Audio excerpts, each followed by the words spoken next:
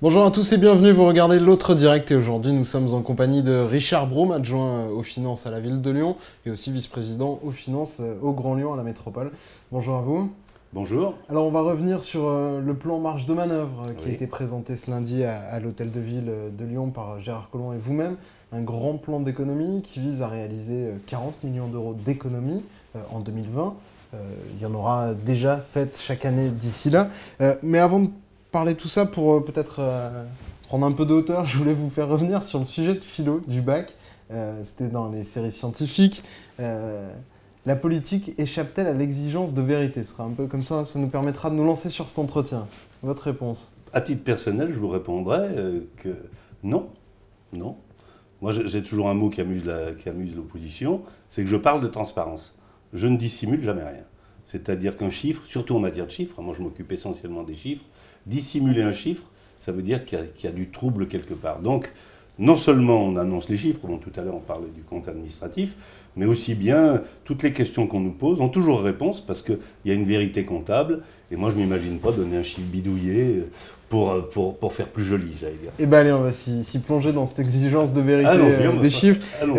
Vous avez annoncé donc marge de manœuvre, l'objectif 40 millions d'euros d'économie en 2020. Est-ce que là on est dans les exigences de la vérité? Globalement, c'est une projection, c'est des estimations. Vous n'êtes pas sûr de les réaliser, ces 40 millions d'euros? Ben, on est quasiment sûr de les réaliser. Parce que tout ça est volontaire. C'est-à-dire que je suis obligé de repartir un peu dans le passé. L'État, dans le cadre des économies qu'il veut faire, nous fait surtout faire à nous des économies. Et c'est ainsi qu'en 2014, il a supprimé aux collectivités 1,7 milliard. À partir de 2015, pour 2015, 2016, 2007, il a supprimé 3,7 milliard. Il est bien évident que nous n'avons plus la possibilité, compte tenu de ce que cela implique. Ça implique deux choses. Ça implique une baisse des dotations, ça augmente également les mutualisations, le fonds de compensation. Il est bien évident qu'on n'a plus les mêmes moyens. L'État vous met au régime sec, en gros. Ah ben clairement. Faire simple. C'est-à-dire l'État, à mon sens, fait peu d'économies, mais nous en fait beaucoup faire. Donc à partir de ce moment-là, on n'a plus d'état d'âme à avoir. On est obligé de faire des économies.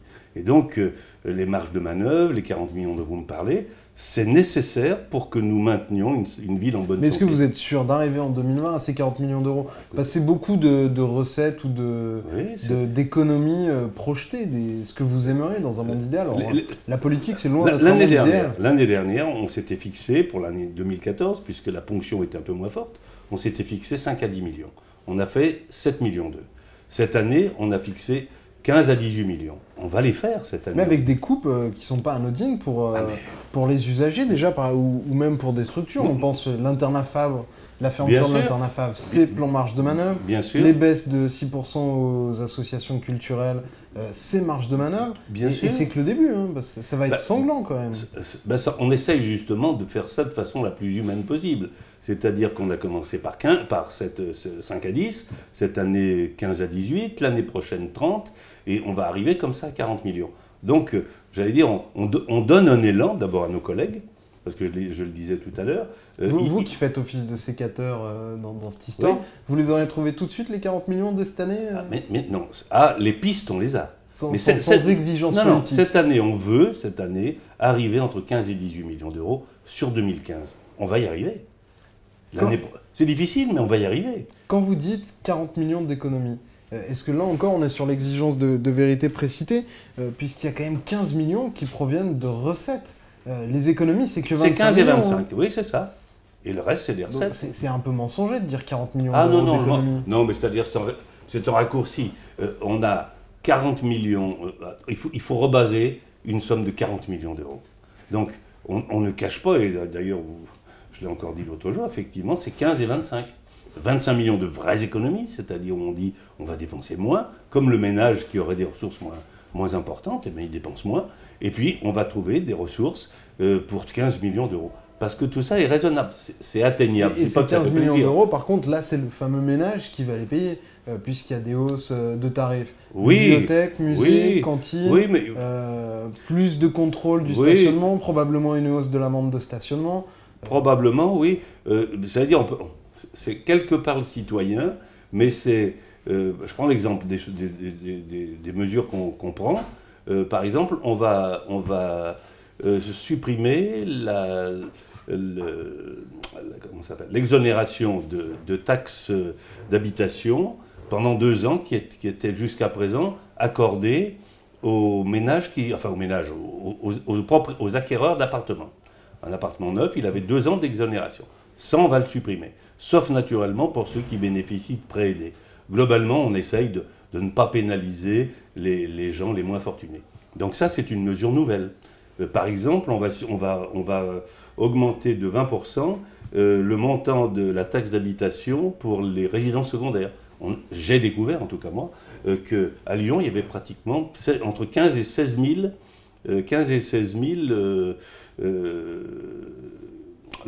comment ça s'appelle ? Résidences secondaires. Résidences secondaires, oui. 15 à 16 000 résidences secondaires à Lyon. Donc pour celles-ci, elles auront une pénalité, entre guillemets, de 20% sur la taxe d'habitation. Votre plan d'économie, est-ce que c'est pas d'une certaine manière une double peine pour le contribuable lyonnais, pour l'usager lyonnais? Puisque d'un côté, il va y avoir une baisse des services publics, et de l'autre côté, on les met à contribution pour payer. C'est vous qui dites la baisse des services publics. C'était vous dans une interview à Lyon Capital, vous disiez les Lyonnais étaient habitués à du 5 étoiles, il faudra qu'ils s'habituent à du 4. Oui, pas partout. Sur certains points, je l'avais même cité, je rappelle l'ouverture des parcs, c'est-à-dire supprimer la fermeture des parcs qui existait pour certains parcs, où d'ailleurs, après réflexion, on se disait est-ce que c'était vraiment utile parce qu'ils étaient clos avec des barrières assez basses et ça rimait pas à grand-chose de les fermer le soir. Donc, j'ai dit ça peut-être imprudemment, parce qu'en fait, l'idée, c'est de faire aussi bien en dépensant moins. Donc, c'est une recherche d'optimisation. Je prends un autre exemple. Pour des musées, il y avait 3 directeurs. En bénéficiant des départs, des retraites, etc., on va faire en sorte, par exemple, qu'il n'y ait qu'un directeur pour les 3 musées. Ça, c'est pas pour le Lyonnais, j'allais dire, il s'en fiche. Il s'en fiche du moment que les musées sont bien gérés, il s'en fiche. C'est une vraie économie. Voilà une mesure d'économie. Je vous parlais tout à l'heure des résidences secondaires. Ça, c'est une mesure originale qui maintenant va se faire. Les résidences secondaires, pour Lyon, il est bien évident que pour la plupart des propriétaires des résidences secondaires, ce sont des gens qui, globalement, ont privilégié une résidence principale dans un lieu de villégiature, principalement. Et ils ont donc une résidence secondaire à Lyon pour des raisons, j'allais dire, d'avenir fiscal. Ceux-là, on n'a pas d'hésitation pour majorer leur taxe d'habitation. En revanche, là aussi, on va exonérer les gens, par exemple, qui sont en maison de retraite ou en maison de repos à l'extérieur et qui, de fait, ont un domicile qui devient une résidence. C'est la justice sociale d'une équipe de gauche. Oui, équipe de gauche. Vous vous y reconnaissez, vous, dans cette justice sociale? Mais moi, je vais vous dire, moi, je suis pas gêné. Non, mais attendez. On peut être plutôt à droite et social. Ça ne veut pas dire qu'on est socialiste. Je dis simplement, ça ne me choquerait pas, par exemple, pour les cantines, qu'on augmente de quelques centimes le prix des repas pour les tranches les plus élevées, qu'on crée une tranche supplémentaire dans les quotients familiaux. Ça ne me choquerait pas. On ne peut pas dire que chaque fois qu'on prend une mesure sociale, que c'est une mesure de gauche. Je crois que l'équité, c'est quelque chose qui existe. Moi, ça ne me gêne pas de dire ça. Ça a amusé un de mes collègues socialistes dans le précédent mandat, puisque déjà, j'avais dit qu'il y avait des gens parmi les plus aisés qui pouvaient payer un peu plus cher la cantine. Je ne suis pas gêné en disant ça. Ce plan marge de manœuvre, il s'ajoute à 2 autres éléments pour faire face à ce coup de rabot décidé par l'État et dont vous déclarez victime. La hausse des impôts de 5%, oui. Qui a déjà été effective. Et puis vous prévoyez aussi d'augmenter l'endettement de manière significative, plus 100 millions d'euros sur le mandat qui arrive. Vous allez flirter avec les ratios de bonne gestion. Finalement, ça veut dire quand on considère que les emprunts d'aujourd'hui sont les impôts de demain, le Lyonnais, finalement, il paye. Vous êtes victime du coup de rabot de l'État, mais vous le sous-traitez, vous le refacturez aux contribuables. Une commune, au bout du bout. Une commune, c'est pas une propriété privée. C'est un ensemble, on appartient... Mais l'usager fait plus d'efforts que la ville. Mais c'est quoi la ville? Qu'est-ce qu'elle fait, la ville? La ville, elle est là pour donner un service public. Ce service public, il faut qu'elle le donne. Alors si maintenant tout le monde nous disait...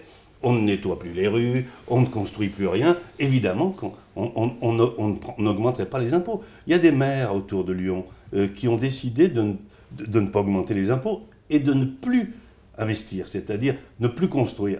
C'est un choix. Nous, ce n'est pas notre choix. Nous, on estime qu'il est de notre devoir social et économique, de poursuivre l'investissement.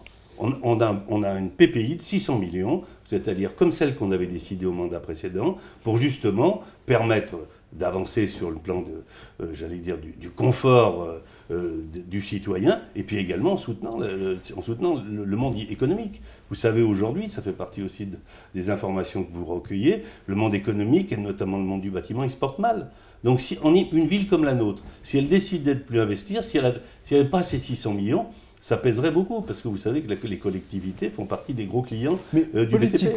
Politiquement aussi, vous avez l'obligation de continuer à investir, puisque finalement, sans le plan marge de manœuvre, vous n'auriez rien pu impulser de nouveau sur ce mandat. Le reste à réaliser est énorme des 2 mandats hérités des 2 mandats précédents. C'est-à-dire que sans marge de manœuvre, sans l'augmentation des impôts, sans l'augmentation de la dette, vous auriez juste pu finir ce qui a été lancé par Gérard Collomb sur les 2 mandats précédents. Disons que ça aurait été une PPI très réduite. Mais est-ce qu'au final, ce qu'on ne va pas payer, nous, contribuables lyonnais, c'est la facture des campagnes électorales? C'est ce que, par exemple, dit Michel Avare et votre opposition. Non, mais attendez, il faut se replacer. Quand on est dans l'opposition, il faut bien dire que ça ne va pas. Enfin, en tout cas, j'ai compris. Moi, je croyais que ce n'était pas ça, l'opposition. Moi, je croyais que l'opposition, elle pouvait dire oui, c'est pas mal. Bon, on dit que c'est pas bien. Il faut quand même savoir qu'en mars, quand on a été élu, Gérard Collomb avait déjà dit qu'il augmenterait les impôts de 5%. Parce que ça paraissait, on ne les avait pas augmentés pendant 6 ans, il était nécessaire pour poursuivre l'élan que nous avions d'augmenter les impôts. Là-dessus, au mois d'avril, je crois que c'est d'avril, on nous annonce 1,5 milliard d'économies obligatoires, puisque c'est la première coupe sombre que fait l'État pour l'année 2014. Donc, les 5%, heureusement qu'on les avait fait. Il faut savoir que 5%, ça fait 16 millions d'euros par an. Donc, on peut dire que déjà, avec le milliard 500 millions, ça nous prenait quasiment, j'allais dire, la totalité de notre imposition. Et puis, brutalement, dans la loi de finances de 2014, on annonce 3 milliards 700 millions.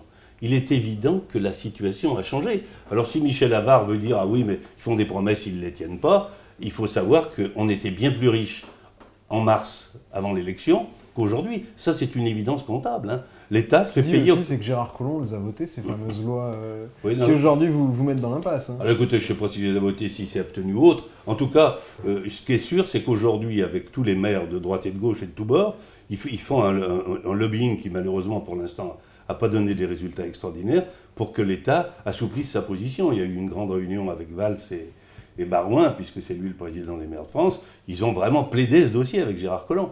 Après, l'État, c'est l'État. Nous, on subit, nous, quand même. Hein.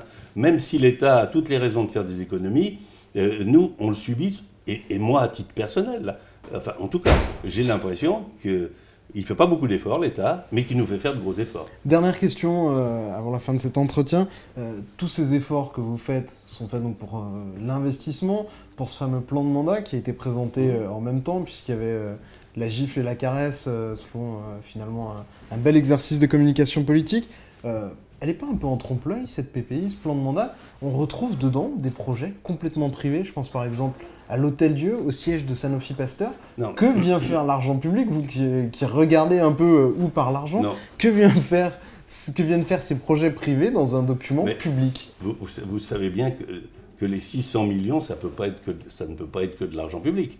On dit simplement que... Ces 600 millions d'euros-là, je ne pense pas que ce soit Sanofi Pasteur qui va les payer, la PPI Lyon. Mais j'allais dire, si vous faisiez une PPI, toutes causes confondues, privée et publique, évidemment qu'on serait bien au-delà des 600 millions. C'est un peu ce que vous avez présenté quand même. Non. Il est évident que quand on rénove un quartier, quand on embellit le quartier, c'est-à-dire en faisant de belles avenues, en améliorant les transports en commun, c'est sûr qu'on attire du public. Si on avait une ville sans école, sans voie de circulation, sans transport public, il n'y aurait plus d'entreprises qui viendraient s'installer chez nous. Elles viennent s'installer chez nous, et quand elles viennent s'installer chez nous, elles dépensent de l'argent pour construire des immeubles. Mais pour en revenir à cette fameuse exigence de vérité qui avait été je vous dis la vérité, le préambule, mais est-ce qu'on est dans l'exigence de vérité quand on truffe un plan de mandat de réalisation d'immeubles de logement, d'immeubles de bureaux, qui ne sont pas financés par la ville de Lyon. Est-ce qu'on est dans l'exigence de vérité ou est-ce qu'on est dans la communication politique? Puisque vous étiez présent, vous avez vu les images qui étaient présentées, les maquettes qui étaient présentées. On voit par exemple une très belle avenue avec un tramway, avec un métro et des immeubles qui se construisent. C'est pas nous, on prendrait vraiment les gens pour des imbéciles en disant que c'est nous qui avons construit les immeubles. C'est pas du tout ce qu'on prétend. On dit simplement qu'on fait en sorte de bien présenter notre ville, j'allais dire de l'équiper pour que des investisseurs, privés bien sûr, extérieurs ou même internationaux, viennent s'installer chez nous. C'est tout ce qu'on dit. Mais je ne crois pas qu'on vous prenne pour suffisamment naïf pour vous faire croire que c'est nous qui construisons tous les bureaux, toutes les usines et tous les logements de la ville. Là, vous me posez des questions, mais j'allais dire, vous faites, comment on dit, vous faites l'âne pour avoir du son. Bon, merci beaucoup, on va se quitter là-dessus. On se retrouve demain pour une nouvelle édition. D'ici là, bonne journée à tous, au revoir. Au revoir.